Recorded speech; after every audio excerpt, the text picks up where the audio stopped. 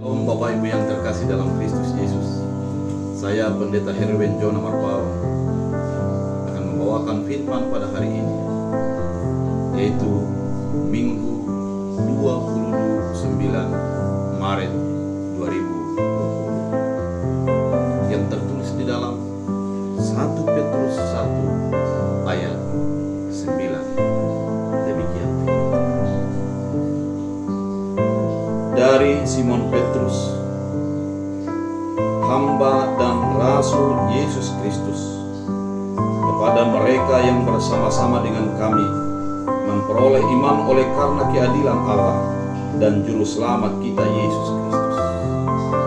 Kasih karunia dan damai sejahtera melimpahi kamu oleh pengenalan akan Allah dan akan Yesus Tuhan kita. Karena kuasa ilahinya telah menganugerahkan kepada kita segala sesuatu yang berguna untuk hidup yang saleh dan pengenalan kita akan Dia yang telah memanggil kita oleh kuasanya yang mulia dan ajaib. Dengan jalan itu Ia telah menganugerahkan kepada kita janji-janji yang berharga dan yang sangat besar, supaya olehnya kamu boleh mengambil bagian dalam kuadrat ilahi dan luput dari hawa nafsu duniawi yang membinasakan. Justru karena itu kamu harus dengan sungguh-sungguh berusaha untuk menambahkan kepada imanmu kebajikan, dan kepada kebajikan pengetahuan, dan kepada pengetahuan penguasaan diri, kepada penguasaan diri ketekunan, dan kepada ketekunan kesalehan, dan kepada kesalehan kasih akan saudara-saudara, dan kepada kasih akan saudara-saudara kasih akan semua orang. Sebab apabila semua itu ada padamu dengan berlimpah-limpah, kamu akan dibuatnya menjadi giat dan berhasil dalam pengenalanmu akan Yesus Kristus Tuhan kita. Tetapi barang siapa tidak memiliki semuanya itu, ia menjadi buta dan picik, karena ia lupa bahwa dosa-dosanya yang dahulu telah dihapuskan. Demikian firman Tuhan. Minggu kali ini disebut dengan Minggu Judika Ondingyao Ale Jehovah. Ondingyao Ale Jehovah. Yang pasti ketika kita mengatakan Ondingyao Ale Jehovah, kita merasakan betapa banyaknya persoalan, banyaknya pergumulan kehidupan yang sedang dijalani. Oleh karena itu kita akan melihat bagaimana perjalanan kehidupan daripada orang-orang percaya pada saat itu, di mana Petrus menuliskan surat ini kepada orang-orang yang tersebar, yang menjadi pendatang yang tersebar di Pontus, Galatia, Kapadokia, Asia Kecil, dan Bitinia. Mereka menghadapi tekanan. Mereka dianggap menjadi seorang yang tidak menerima janji Allah karena mereka bukanlah orang bersuci. Di sisi lain, mereka juga mendapat sebuah ajaran-ajaran yang baru yang mengarahkan untuk penyangkalan iman kepada Kristus Yesus. Derasnya persoalan pada saat itu membuat Petrus untuk menuliskan surat kepada orang-orang yang ada di dalam perantauan tersebut. Bapak Ibu yang terkasih dalam Kristus Yesus, ketika orang Israel mengatakan bahwa keselamatan itu hanya didapat oleh karena sunat, oleh karena keturunan Abraham, dan juga dinyatakan bahwa keselamatan itu hanya didapatkan oleh karena dia telah diberikan menjadi keturunan-keturunan Israel. Dalam firman Tuhan pada saat ini dibantah dan dikuatkan oleh Petrus mengatakan bahwa oleh karena kasih karunia engkau telah beroleh iman kepada Kristus Yesus. Itulah keadilan Allah. Sesungguhnya setiap orang yang bukan menjadi keturunan Israel tidak akan mendapat keselamatan. Namun oleh karena keadilan Allah, maka keselamatan itu telah dirubah menjadi oleh karena kasih karunia di dalam Kristus Yesus. Iman kepada Kristus Yesus membawa sebuah perubahan akan keselamatan yang telah dijanjikan kepada setiap orang.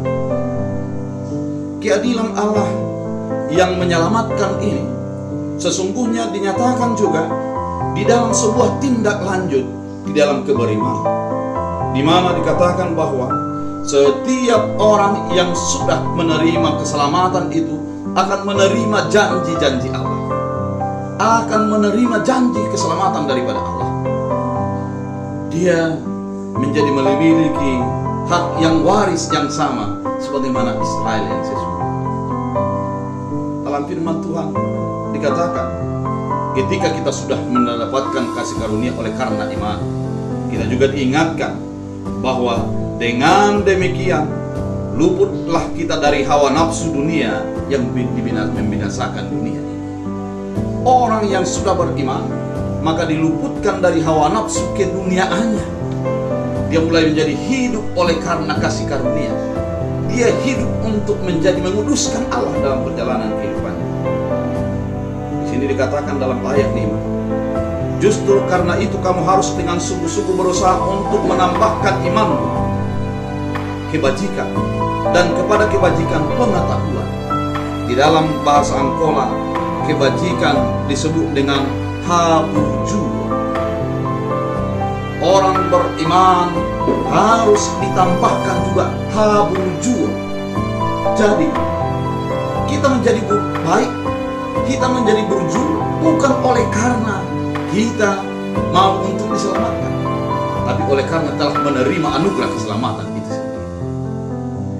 Ketika kita mengasah diri kita untuk tetap baik, berbuat baik di dalam segala situasi, baik keadaannya baik atau keadaannya kurang baik, kita tetap baik, maka di sanalah Tuhan akan mencurahkan sebuah dari kebaikan akan muncul kepada kebajikan, akan muncul kepada pengetahuan. Pengetahuan ketika kita selalu berbuat baik, ketika kita selalu berbuat kebajikan, maka akan muncul pengetahuan, pengenalan yang menjadi mendalam terhadap kasih karunia Allah itu, pengenalan yang mendalam tentang Allah. Bapak Ibu, pengenalan tentang Allah akan mengenal keadilan Allah. Pengenalan tentang Allah yang baik itu, maka kita akan menjadi hidup di dalam damai sejahtera. Dalam firman Tuhan juga dikatakan, ketika pengetahuan akan muncul juga penguasaan diri, pangoromion nidani. Ketika kita sudah mengenal Allah, yang pasti kita akan menjadi menguasai diri. Kita tidak mungkin, orang yang mengenal Allah itu tidak mungkin akan mengusahakan kesenangan daripada Tuhan, tapi dia akan mencoba mencari apa kesenangan daripada Allah. Orang yang mengenal Allah itu tidak mungkin untuk menjadi menjauh dari Allah yang menyenangkan dia. Jadi akan semakin dekat karena dia mengenal Allah dengan baik. Ketika kita penguasaan diri, kita masuk kepada ketekunan. Kita akan berusaha melakukan yang terbaik, apa yang Tuhan inginkan. Kita akan secara tekun melatih diri untuk tetap selalu dekat dengan Allah, baik itu melalui ibadah kita, baik itu melalui pujian kita, baik itu melalui perkataan kita, baik itu melalui teladan kita, teladan kehidupan kita. Kita akan selalu tekun untuk melakukannya, karena di dalam bahasa Batak Angkola disebut di hasomal kondo asobagabe hasomalan. Harus dibiasakan untuk menjadi kebiasaan. Oleh karena itu, ketika kita sudah menguasai diri dan masuk ke dalam ketekunan, ketekunan akan masuk ke dalam kesalehan. Soleh, kudus, saleh dalam perjalanan kita. Dia akan berusaha terlebih dahulu bagaimana agar Allah senang, bukan dirinya senang, bukan orang lain senang, tapi bagaimana agar Tuhan yang dia sembah itu menjadi senang. Itu yang menjadi tujuan kita.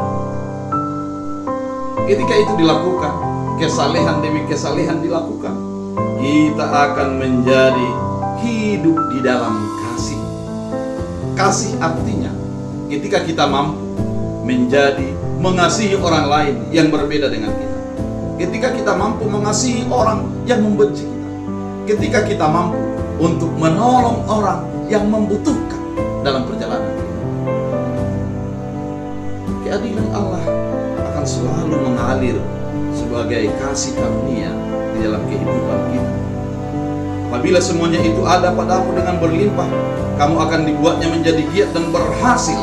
Pengenalan itu akan semakin lengkap dalam perjalanan kehidupan kita. Mari kita ulang lagi Bapak.